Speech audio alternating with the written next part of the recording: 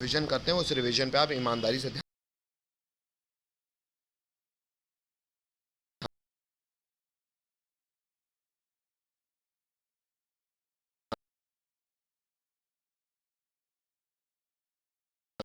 दोगे।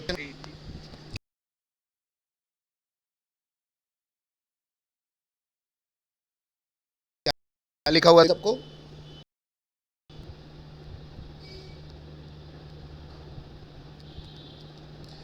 Energy of electron in nth orbit.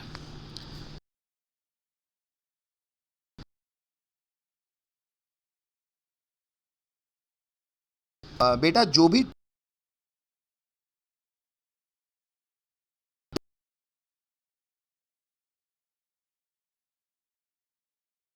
को मैं कह रहा हूं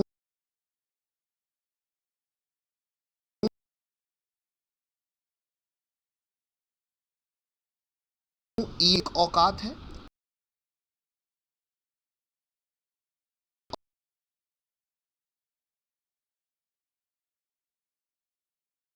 और जितने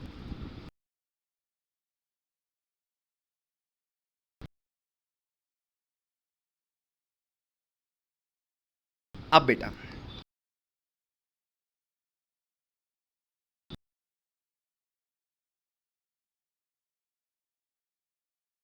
एनर्जी बराबर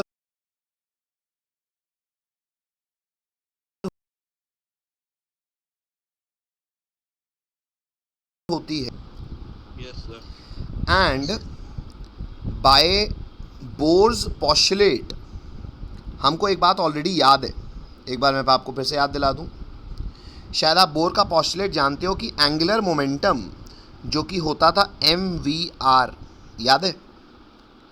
नहीं नहीं, बोर पोस्टुलेट वो MVR वाली बात नहीं, वो वाली बात क्या, सेंट्रीपिट, आप पूरा लिखिएगा, centripetal force is equal to centrifugal force, याद है? Hello, yes sir. जरा देख के बताओ बेटा, सेंट्रीपिटल फोर्स कितना लिखा था हमने?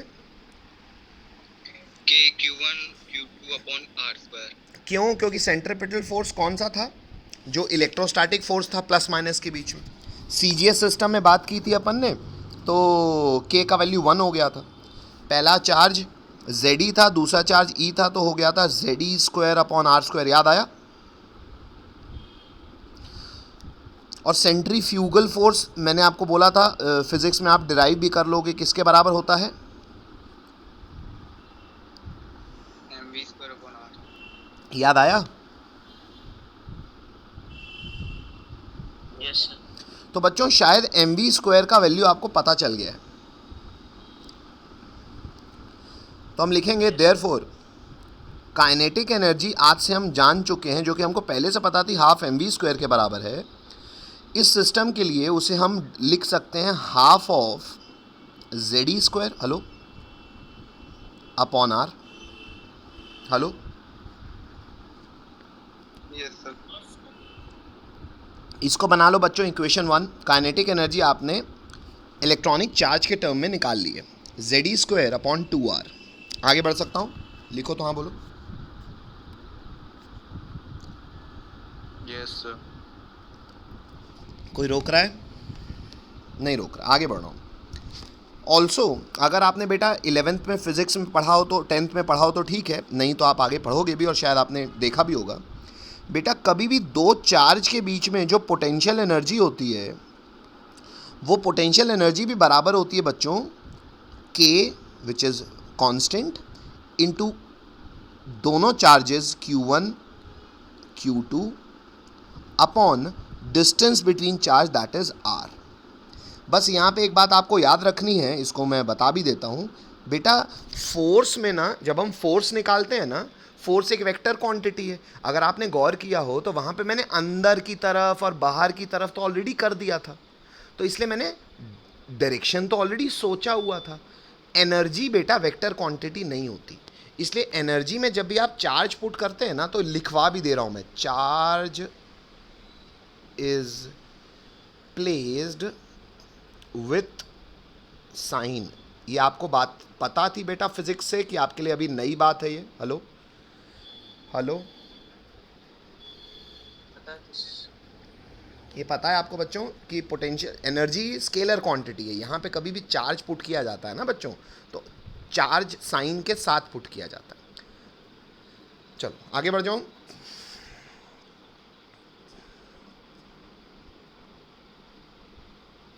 सीजीएस सिस्टम में ही काम कर रहा हूँ मैं, तो के तो 1 ही हो जाएगा मेरा फिर से। बेटा पहला चार्ज अगर मैं न्यूक्लियस का चार्ज मानता हूँ तो वो प्लस जेड ही है, प्लस लिखने की ज़रूरत नहीं है, तो वो जेड ही है। और दूसरा चार्ज बच्चों माइनस, इलेक्ट्रॉनिक चार्ज माइनस ही है अपॉन आर। हेलो, तो बच्चों पोटेंशियल एनर्जी पता है कितना आ गई, minus Z E square upon R. इसको बना दो बच्चों equation 2।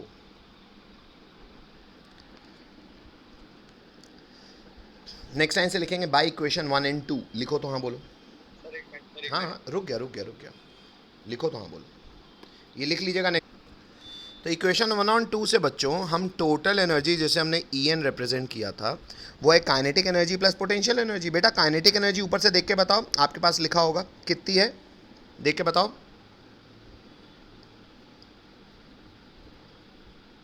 Half Z square upon R. अबे बोलो ना जेड स्क्वायर अपॉन 2r। और पोटेंशियल एनर्जी देख के बताओ कितनी है, minus Z square upon R. ये दिख रहा है कि नहीं दिख रहा? Yes sir. जरा इसको जोड़ के बताओ क्या आएगा बच्चों, इसको जोड़ोगे तो टोटल एनर्जी क्या आ जाएगी बच्चों?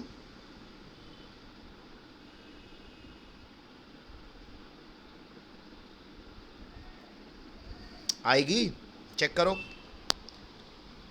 Yes sir. अरे बहुत कहानी नहीं है, इसको मान लो मैंने माना ए, इसको मान लो मैंने माना ए, तो ये क्या है कायदे से a/2 माइनस ए, तो माइनस a/2 आंसर होगा। हेलो, इसको बना दो इक्वेशन 3। आगे बढ़ जाऊं।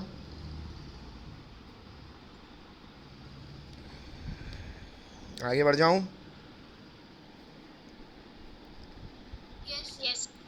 बच्चों बहुत इंपॉर्टेंट कंक्लूजन है और सच्चाई आपको बताऊं, बोर जब ये काम कर रहा था तो ये काम एक्चुअली ग्रेविटेशनल सिस्टम मतलब अर्थ और सन के लिए बात वैलिड है क्या बच्चों? नेक्स्ट लाइन से लिखेंगे by equation 1, 2 and 3 we can say that.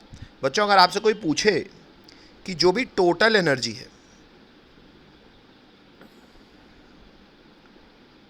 अगर टोटल एनर्जी En को मैं काइनेटिक एनर्जी से इक्वेट करना चाहूंगा तो क्या मैथमेटिकल ऑपरेशन करना पड़ेगा बेटा, बता सकते हो मुझे? काइनेटिक एनर्जी क्या होती है, Z square upon 2r। Hello hello, yes. और टोटल एनर्जी क्या है बेटा हमारी, minus Z square upon 2r। तो बच्चों क्या ये mathematically total energy is minus Z square upon 2r and kinetic energy is plus Z square upon 2r। तो मतलब आपको ये नहीं दिख रहा कि सर टोटल एनर्जी और काइनेटिक एनर्जी मैग्नीट्यूड में बराबर है, बस साइन में ऑपोजिट है, तो माइनस कर दो सर। ये समझ में आ रहा है आप लोग? हेलो हेलो, देख लो, चेक कर लो बेटा, ये अर्थ के लिए भी वैलिड है। अर्थ की भी टोटल एनर्जी उसकी काइनेटिक एनर्जी के बराबर है, बस माइनस साइन लगा दो। एंड अगर मैं आपसे टोटल एनर्जी और पोटेंशियल एनर्जी को रिलेट करवाऊंगा तो कर लोगे? बताओ ज़रा क्या करना पड़ेगा मैथमेटिकल ऑपरेशन। अगर मुझे टोटल एनर्जी पोटेंशियल एनर्जी से कंपेयर करनी है तो क्या करना पड़ेगा इक्वेट करने के लिए, क्या मैथमेटिकल ऑपरेशन डालना पड़ेगा बोलो भाई? टोटल एनर्जी होती है minus Z square upon 2r और पोटेंशियल एनर्जी होती है माइनस, मतलब साइन तो दोनों का नेगेटिव है, Z square upon R. Hello hello, तो इक्वेट क्या करूं बच्चों, पोटेंशियल एनर्जी को आधा कर दूं तो हो जाएगा क्या? चेक करो, चेक करो, पोटेंशियल एनर्जी को आधा कर दूं तो हो जाएगा। हेलो हेलो, तो ये बड़ा इंपॉर्टेंट कंक्लूजन है बच्चों जो आपको पता होना चाहिए। खैर अब आ जाते हैं अपन फॉर्मूले में, हटा दूं इसको, आगे बढ़ जाऊं। नाउ फिर से लिखेंगे बेटा नेक्स्ट लाइन से, we know that, what do you know बच्चों? आर का फॉर्मूला बोलो जरा देख के, एग्जैक्ट फॉर्मूला बड़ा वाला।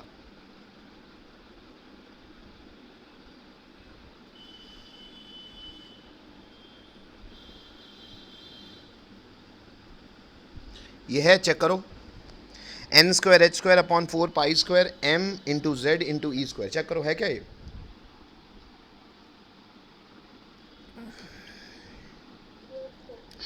लिखो जरा इंग्लिश लिखो, substituting the value of R in equation third.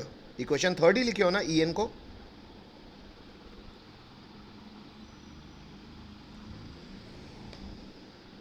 बोलो, थर्ड ही लिखे हो ना? Yes sir. अब बेटा आर की जगह ये वैल्यू पुट करो और ई एन का वैल्यू बताओ। उसमें कांस्टेंट को अलग रखना और एन और जेड को अलग रखना, क्योंकि N orbit number, Z atomic number. ये वेरिएबल हो सकता है, ये कोई भी एटम के लिए बात हो सकती है, तो जेड वेरिएबल हो सकता है, किसी भी ऑर्बिट नंबर के लिए बात हो सकती है, बाकी सब कांस्टेंट है बेटा। कांस्टेंट्स को एक तरफ रखो, जेड और एन को एक तरफ रखो, करो इतना मैथमेटिकल ऑपरेशन, एक माइनस साइन मिलेगा आपको, दिख रहा होगा। उसमें सर जो कांस्टेंट्स की जगह आएगा ना, वो आएगा 2, सॉल्व कर लो, pi square mass of electron, electronic charge की power 4 upon H square. Check करो बेटा, ये कांस्टेंट्स की जगह आएगा into Z square upon N square, ये वेरिएबल की जगह आएगा। चेक करो, सारे कांस्टेंट्स का वैल्यू रखेंगे हम, पहले सीजीएस में रखेंगे क्योंकि केस सीजीएस में, तो सब कुछ सीजीएस में रखना, फिर एसआई में चेंज कर देंगे। जब ये भारी भरकम काम करके इंटू डिवाइड करेंगे बच्चों, तो ये सारी वैल्यू बराबर हो जाएगी minus E not into Z square upon N square के। ये डिराइव हो गया बेटा। और ई नॉट का वैल्यू शायद आप ऑलरेडी जानते हो, मुझे देख के बताइएगा ई नॉट का वैल्यू क्या है।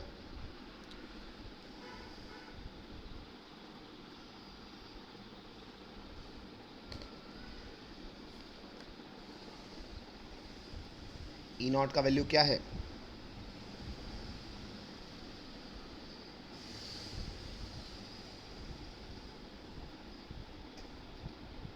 अरे बता भी दो, इतना लिख पाए सब लोग? क्योंकि कूलम्ब इंटू वोल्ट जूल के बराबर होता है, तो एक इलेक्ट्रॉन वोल्ट इतना जूल है। सारी वैल्यूज पुट करोगे तो ई नॉट का जूल में वैल्यू इतना आएगा और इलेक्ट्रॉन वोल्ट में 13.6 आएगा। कोई दिक्कत?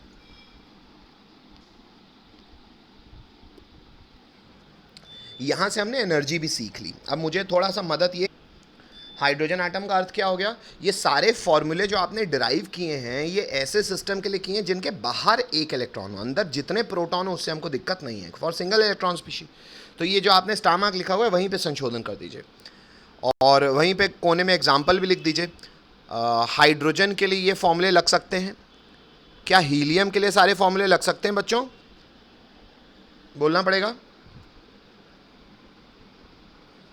अरे कोई तो बोलो, कोई तो हाँ सुन रहा होगा। नहीं लग सकता क्योंकि हीलियम में 2 इलेक्ट्रॉन होते हैं। क्या He प्लस के लिए लग सकता है? हाँ सर, हीलियम में 2 इलेक्ट्रॉन होते हैं, एक निकल के He प्लस के लिए लग सकता है। क्या लिथियम के लिए ये फॉर्मूले लग सकते हैं एनर्जी, रेडियस और वेलोसिटी के? नहीं सर।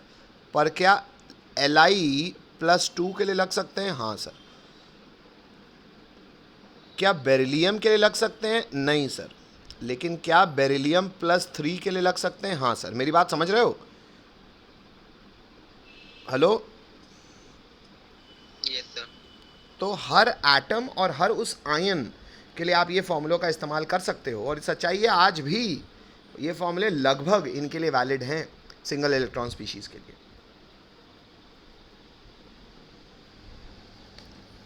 चलो आगे बढ़ जाऊं, हो गई बोर थ्योरी। अभी खत्म नहीं है बच्चों, लिखेंगे कैपिटल सी।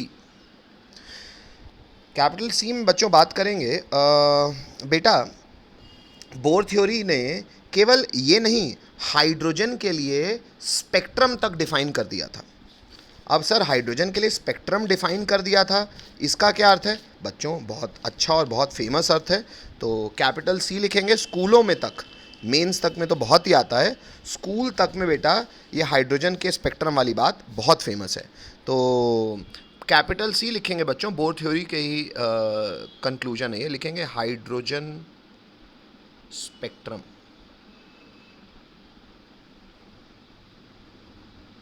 चलो हेड। हम जब भी बोर थ्योरी की बात करते हैं, प्लैंक की ये वाली बात कि कभी भी न्यूक्लियस सेंटर पे रहता है, इलेक्ट्रॉन अपने फिक्स्ड ऑर्बिट में रहते हैं, यहाँ पे एनर्जी इनकी फिक्स रहती है, ये बाहरी रेडिएशन से एनर्जी एब्जॉर्ब करते हैं, ये एनर्जी एब्जॉर्ब करते हैं पैकेट्स में। जितना पैकेट ऑफ एनर्जी एब्जॉर्ब करेगा उस हिसाब से हायर स्टेट में जाएगा, हायर स्टेट में जाके घूम घूम के वो एनर्जी खर्चा करेगा। ये पूरी बातें याद हैं, भूल गए? हायर स्टेट में जाएगा इलेक्ट्रॉन, याद है ना भाई? एनर्जी एब्जॉर्ब करता है, एनर्जी का पैकेट एनर्जी लेके हायर स्टेट में जाता है, घूम घूम के हायर स्टेट में एनर्जी खर्चा करता है, and it comes back to its ground state. तो मतलब बोला जाता है, रदरफोर्ड की बात को दूर किया गया कि भाई देखो, रदरफोर्ड को मॉडल में बोला गया था कि यार इलेक्ट्रॉन इतनी एनर्जी फेंक रहा है कि थक जाना चाहिए। उसने, बोर ने इसको कैसे कॉम्पनसेट किया? उसने कहा देखो, जो एनर्जी खाता है वही फेंकता है। तो लोगों ने कहा यार तो ये तो डिस्क्रीट एक एक करके फेंक रहा है। ये जो एक एक करके फेंकने वाली बात थी ना बच्चों, ये बोर ने केवल कहानी नहीं गढ़ी थी, उसने हाइड्रोजन के केस में हाइड्रोजन का स्पेक्ट्रम हमें पता है, इलेक्ट्रोमैग्नेटिक रेडिएशंस का कैरेक्टराइजेशन हम तो ब्रॉड स्पेक्ट्रम जानते हैं, उसने तो केवल हाइड्रोजन के लिए करके दिखाया। बस ये दिखाया कि उसने एक्चुअली एक्सपेरिमेंटली ये प्रूव कर दिया, स्टैटिस्टिकली ये वैलिडेट कर दिया कि इलेक्ट्रॉन हाई स्टेट में जाता है, एनर्जी खाता है और एनर्जी फेंकता है। अच्छा सर ये कैसे कर सकते हैं, हम कैसे इस चीज़ को समझ सकते हैं? बिल्कुल समझ सकते हैं बेटा, आइए आपको उस फोटो तक। हाइड्रोजन के केस में, हाँ हाइड्रोजन के केस में मुझे वैल्यूज़ चाहिए। E1 का आप बता चुके हो, E2 का कितना बता रहे हो बेटा? माइनस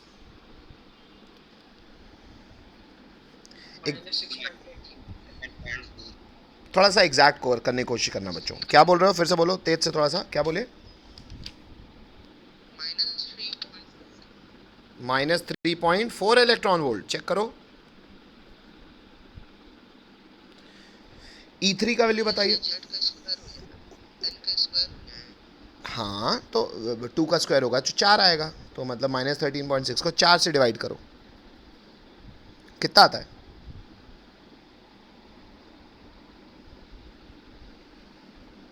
अरे बोल दो, नहीं निकाल पा रहे क्या?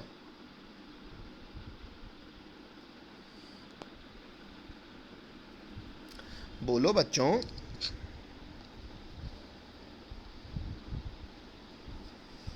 -1.4।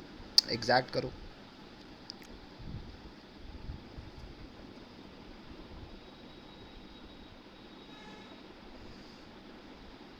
बाप रे, तुम लोग को इंटू डिवाइड करने में दिक्कत है भाई। E5 का वैल्यू बोलो। -0.54। और E infinitely large, E infinity का वैल्यू बोलो। Anything upon infinity is,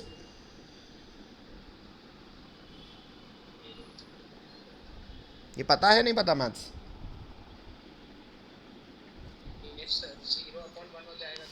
anything which is very large, anything which is very large से अगर डिवाइड कर दोगे ना बेटा तो लगभग 0 के आसपास आंसर आता है। तो anything upon infinity tends to 0। चलो इतना हो गया, आगे बढ़ जाऊँ? लिख लिया सबने? आगे अच्छा, अब मास्टर आप ये वैल्यू क्यों निकलवाए?